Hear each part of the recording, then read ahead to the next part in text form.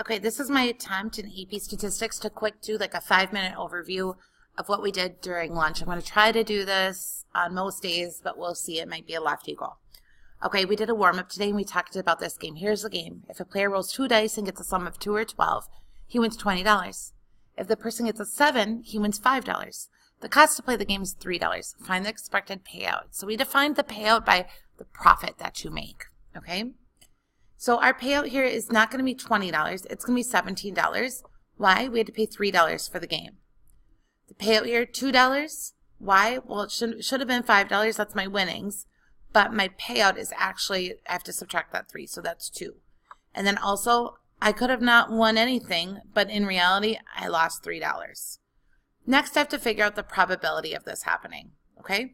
So the big deal is here is you just have to get in the habit of whenever you have 2 dice, you need to think about what that sample space is.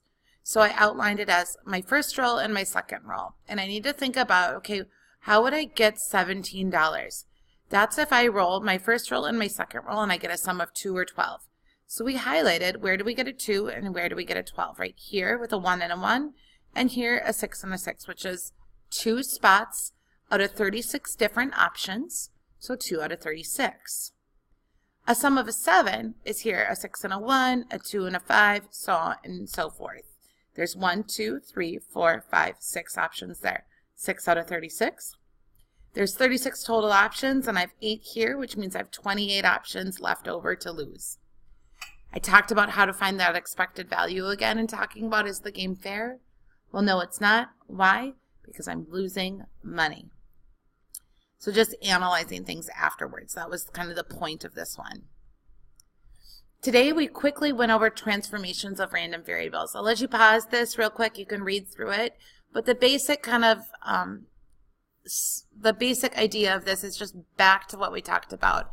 Center is affected by all changes. Center is affected by addition and multiplication, where standard deviation is only affected by multiplication. Okay, so moving on, let's just quickly look at these here. Example 4, El Dorado Community College. That first one is just practicing expected value and standard deviation. So I'll let you pause that, write it down. Just remember, though, you take that observation times the probability of that observation. Observation times the probability of that observation. And also, please remember, you need to know how to put this in your calculator, in your L1 and your L2, and that is in the previous video. Now it talks about the tuition charge for a randomly selected full-time student is $50 per credit. So how does this change? 12 times 50, that gives me 600, right?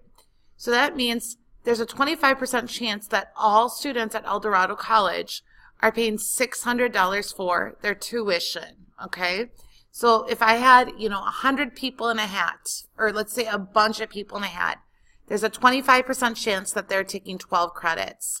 Okay, now if they're taking 12 credits, that means there's a 25% chance that they're paying $50 per credit, which is $600. So I can make the whole new probability distribution. But if I want to figure out what is the mean of this distribution, meaning how much can I expect the average tuition charge to be, I can just take the average credits and multiply it by 50. Okay, we went through the whole process and showed it. $732 times 50 is 14.65 times 50.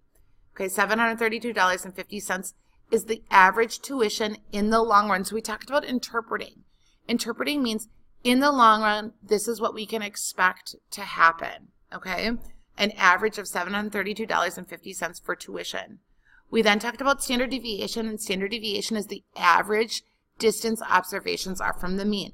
So in the long run, we can expect, on average, the tuition will vary from the mean by $102.85.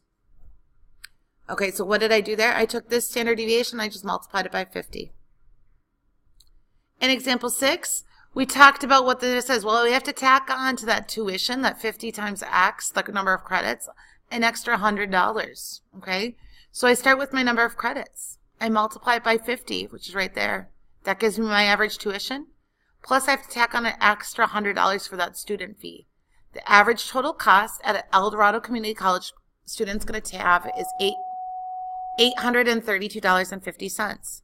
But the standard deviation for credits is 2.057 credits. I take that, I multiply by 50, but I can't add 100. Why? Because standard deviation is not affected by addition or subtraction.